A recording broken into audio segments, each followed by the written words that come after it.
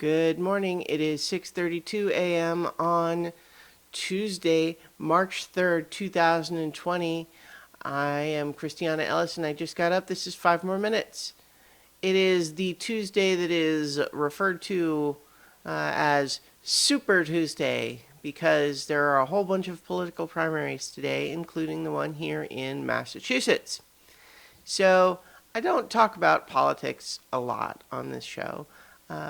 And I don't think I'm likely to change that. But today's obviously an appropriate day, I think, to maybe get into it just for once and forever change everybody's opinion of me, probably. Who knows? I don't know. Oh, buddy, what are you doing? There we go. Hey, little boy. The I don't know. It's like politics is just such a minefield. People get so angry about it online, and I mean, I understand that. Honestly, people are very emotional about these issues. I know that is something that I can get very emotional about as well, and so lots of times I would just tend to not want to talk about it. But on a day where I'm actually going to vote, I'm willing to say what I'm planning to do, which is I'm planning in this Massachusetts primary to go and vote for Elizabeth Warren. And the reason for that is that I just think that so first of all, she's been Massachusetts senator for a while.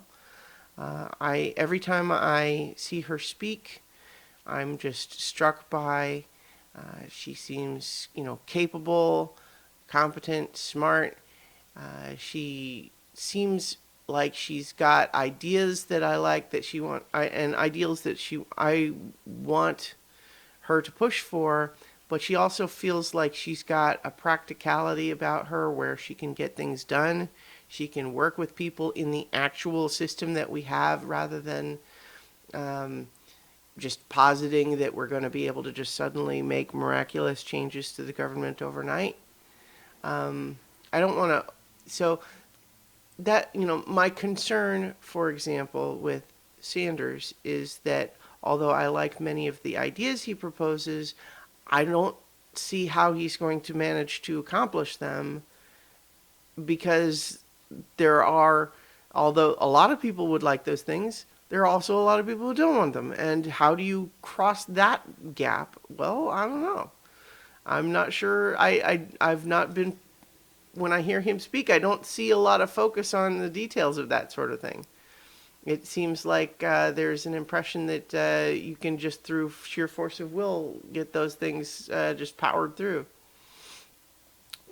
And I don't know. I mean, and I'm a little bit concerned that there are enough people who don't want Sanders, who are scared of Sanders, that I worry about the general election. I know he's polling great now, but he's also polling great now when the opposition, frankly, likes to promote him because they think he's the weakest one. They think he's the one that they want to compete against.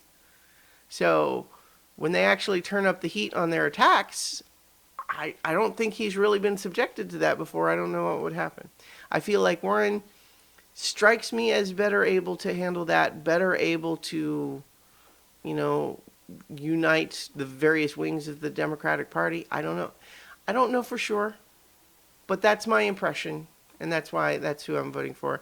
Obviously, Warren, at this point, I mean, it doesn't look like she has great chances of being the eventual nominee, but the point of a primary is to vote for the person you think is best and allow that to give them some leverage to shape the party as moving forward. Rocket, you were doing so good. Chew your rawhide bone, not the rug.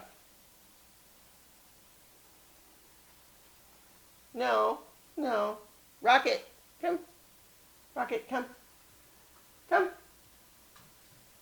Good boy. All right. Anyway, yeah, so that's my plan today. I'll certainly finish though with whoever the eventual Democratic nominee ends up being. I will vote for them over Donald Trump. Period. I think he's terrible and horrible and is doing tremendous damage to our nation. Anyway, I'll leave it there and probably go back to not talking about politics tomorrow. So, in the meantime, I'll talk to you tomorrow for 5 more minutes about something else.